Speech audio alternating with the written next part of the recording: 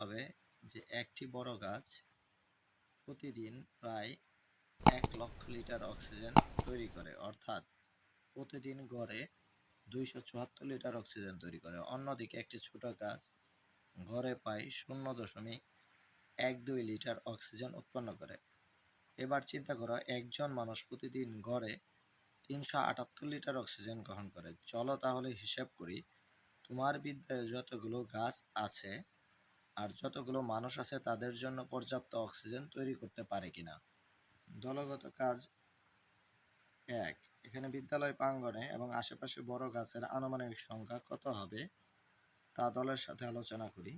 ষষ্ঠ শ্রেণীতে তোমরা যে শাখায় আছো সেখানে মোট শিক্ষার্থী, বিদ্যালয়ের মোট শিক্ষক কর্মচারী মিলে মোট জনসংখ্যা কত লিখো। বিদ্যালয়ে আনুমানিক যে সংখ্যক বড় গাছ রয়েছে তা গড়ে প্রতিদিন কি পরিমাণ অক্সিজেন উৎপন্ন করে।